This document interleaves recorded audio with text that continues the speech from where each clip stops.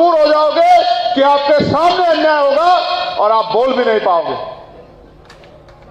मैं ये फिर कह रहा हूं, मेरी बात पे गौर करो। आज हालात क्या हैं? कल फैसला आया सुप्रीम कोर्ट का, कई दलों ने स्वागत किया, कई ने विरोध किया। मुझसे भी पूछा गया कि भाई क्या कहना चाहते हो, तो मैंने उनसे साफ शब्दों में कहा कि भाई 5 स्वर्ण जज बैठे और 5 स्वर्ण जजों पे ये फैसला देने की जिम्मेदारी दी गई, कमेटी बनाई गई कि बताइए स्वर्ण जाति के लोगों को आर्थिक आधार पर आरक्षण मिलना चाहिए नहीं मिलना चाहिए। 3 जजों ने कहा मिलना चाहिए, 2 ने कहा मिलना तो चाहिए लेकिन क्योंकि इसका आधार है आर्थिक है, गरीबी है, तो इसमें SC ST OBC के लोग भी होने चाहिए। अंत 5 जजों ने आपस में तय किया कि 3-2 के बहुमत से SC ST OBC और संविधान को हम लोग हरा देते हैं और हरा दिया। अब कोई ये पूछे कि वो भाई जज कैसे बनते हैं सुप्रीम कोर्ट हाई कोर्ट के, तो वो जज बनते हैं कॉलेजियम सिस्टम से, जो कि संविधान के पहले से ही वॉयलेशन में, संविधान के विरुद्ध में, क्योंकि भारत का संविधान तो राष्ट्रपति को अधिकार देता है न्यायाधीश की नियुक्ति करने का, लेकिन अब तो जज अपने बेटे को, अपने भतीजे को, अपने दामाद को, अपनी बेटी को, अपने रिश्तेदार को, अपने भाई को जज बना देते हैं। और एक जज है उनमें JB पार्टीवाला, जो गुजरात कैडर से हैं। अब उनके बारे में सुन लो, 2015 में उन्होंने एक वो दिया ऑर्डर, और ऑर्डर में लिखा कि आरक्षण और करप्शन की वजह से देश जो है, भारत जो है, वो बर्बाद होने की कगार पे है। और उस मूर्ख को ये नहीं पता नहीं कैसे वो जज बन गया। मैं तो मानता नहीं, उसको इतना तो पता नहीं कि आरक्षण 10 साल के लिए है या संविधान के मूल स्वभाव में है, मूल भावना में है, या संवैधानिक अधिकार है, ये भी नहीं पता है। कोई भी जज जो मना है कुछ भी बोल देता है। उस जज को ये नहीं पता कि पॉलिटिकल रिजर्वेशन, राजनीतिक आरक्षण 10 साल के लिए था, ना कि नियुक्तियों में आरक्षण, एजुकेशन में आरक्षण 10 साल के लिए था। वो उस पर भी कल रिस्टेट कमेंट कर दिया उसने कि 10 साल के लिए आरक्षण था, 75 साल हो गए हैं। तो मैं ये कह रहा हूं, अगर अपने अधिकार सुरक्षित रखने हैं तो फिर कीमत चुकाने के लिए तैयार हो जाओ।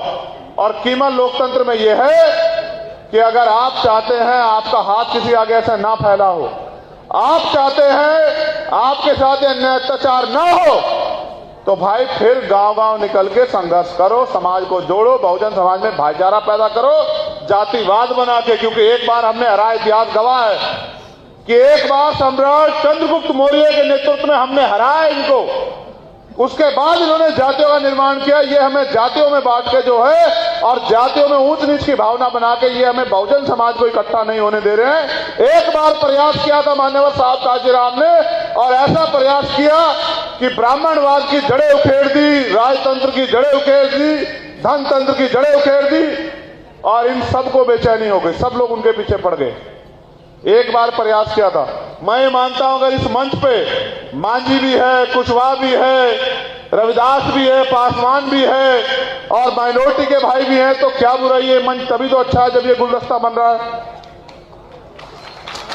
मैं तो और भी चाहता था कि इसमें और भी लोग होते, किन्हीं कारणों से वो लोग नहीं हो पाए। तो मैं ये कह रहा हूं आप लोगों से कि जब तक आप अलपजन बने रहोगे, जब तक आप, देखो बात तो बहुत बड़ी बड़ी करते हैं हमारे यहाँ लोग तमाम तरह की, लेकिन जब समय आता है तब फिर जातियों में नेता ढूंढते हैं अपना, कि हमारी जाति का नेता तो वहां है, हमारी जाति का नेता तो वहां है।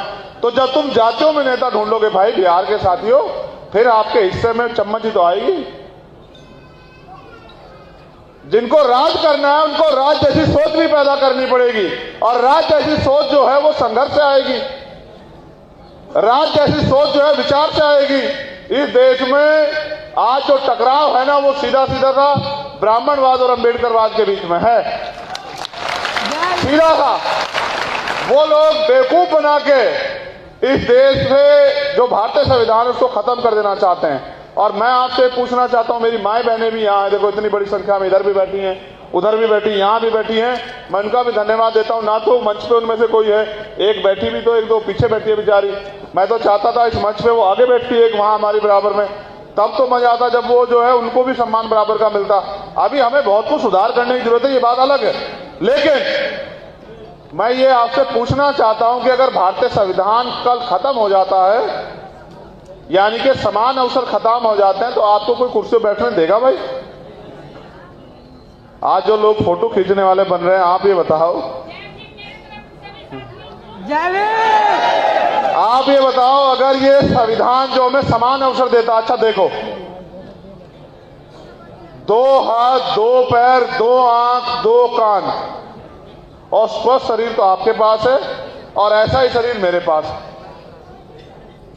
और अगर आप आगे नहीं बढ़ रहे हो तो आप अपने लिए दूसरे को दोषी मत कहो, क्योंकि वही आगे बढ़ेगा, वही चमकेगा जो रगड़ा जाएगा, जो मेहनत करेगा, संघर्ष करेगा, वही आगे निकलेगा। तो आप ये बताओ, जब समान अवसर है, आज पढ़ने के लिए भी समान अवसर है हमारे पास, पढ़े हम लोग, और राजनीति के लिए भी समान अवसर है, तो हम दूसरे दलों की पूंछ क्यों बने? साहब काशीराम कहते थे, अपनी दूसरे की महल से बढ़िया होती है अपनी झोपड़ी, जहां मालिक होते हैं। यहां मैं आपको डांट दूं, आप मेरी उंगली खींच लो, आप वहां बैठ जाओ, मैं यहां बैठ जाऊं, यहां हम सब लोग बराबर हैं, अब आपस में परिवार। आप वहां से मुझसे कोई सवाल कर दो, यहां से मैं आपसे कुछ पूछ लूं, यहां में एक है, परिवार है। क्या आपको लगता है किसी और दल में हम लोग इस तरह से अपनी बात रख सकते हैं? जब हम अपनी बात भी नहीं रख सकते तो क्या वो हमारे मुद्दों का हल करेंगे? जितने लोग आप यहां बैठे, मैं गारंटी देता हूं,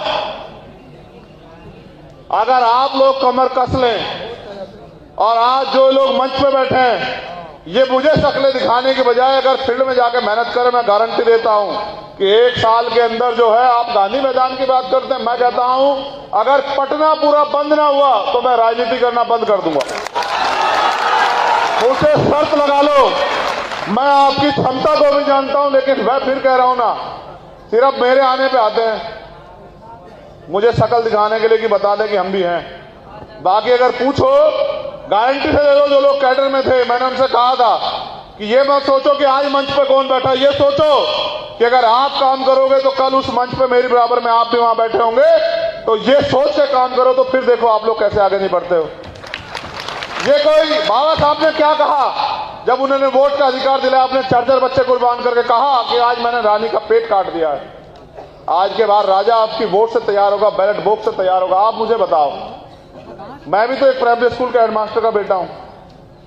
बाबा साहब के द्वारा दिए गए आरक्षण से नौकरी लगी मेरे पिताजी की, उनकी नौकरी लगी तो उन्होंने हमें 6 भाई बहनों को पढ़ाया और मैं पढ़ लिख लिया, तभी तो आज यहां संघर्ष कर रहा हूं। अगर मैं पढ़ता लिखता नहीं तो भाई मैं भी कहीं जो है मजदूरी कर रहा होता। मैं आपसे सबसे कहता हूं खूब पढ़ो, और जो लोग राजनीति भी कर रहे हैं उनसे भी कह रहा हूं कि बिना महापुरुषों के संघर्ष को पढ़े आप कभी कामयाब हो ही नहीं सकते। मैं तो यहां जन्मे जननायक कर्पूरी ठाकुर और बाबू जगदेव प्रसाद कुशवाहा, और मैं ये कहता हूं सबसे पहले अगर मैं उठता हूं तो सबसे पहले बाबू जगदेव प्रसाद कुशवाहा की शहादत को नमन करता हूं और सबसे पहले उन्हें याद करता हूं कि अर्जक संघ के नाम पे उन्होंने जो विचार दिया, उन्होंने इतना कड़ा जवाब दिया उस समय भी कि वो उनका तोड़ नहीं कर पाए। इसलिए तो जब विचार को नहीं रोक पाए, व्यक्ति को तो हत्या करनी पड़ी, ऐसे हालात बनाए उन्होंने। तो मैं फिर आपसे ये कहता हूं कि आज हालात बहुत खराब, और चारों तरफ एक ही उम्मीद है। बताओ, भीम आर्मी के अलावा कोई उम्मीद है क्या? आप बताओ मुझे, बताओ। वो महाराष्ट्र में रहता है और रहने वाला वो राजस्थान का है, उनके यहां 10-20 कैबिनेट मिनिस्टर हैं, एक सेंटर का मिनिस्टर भी है केंद्र की सरकार में, स्टेट की सरकार में, लेकिन उम्मीद वो भीम आर्मी के कार्यकर्ताओं से लगाता है। तो इस विश्वास को आप समझते हैं, विश्वास कैसे पैदा हुआ है? ये विश्वास आपके संघर्ष से पैदा हुआ है। इसलिए मैं आपसे कह रहा हूं कि हमें अपने संघर्ष के बलबूते, अपने खून का कतरा कतरा चुका के इस देश में बहुजन राज लाना है। और हमारा नारा है बहुजन स्वराज का। ऐसा राज जहां मानवता की बात हो, ऐसा राज कि जहां तमाम तरह से जो है अंतिम व्यक्ति भी रोटी कपड़ा मकान की लड़ाई ना लड़े, उसके स्वाभिमान सम्मान के साथ छेड़खानी ना हो, उसके साथ अन्याय ना हो, उसको तमाम अवसर मिले और वो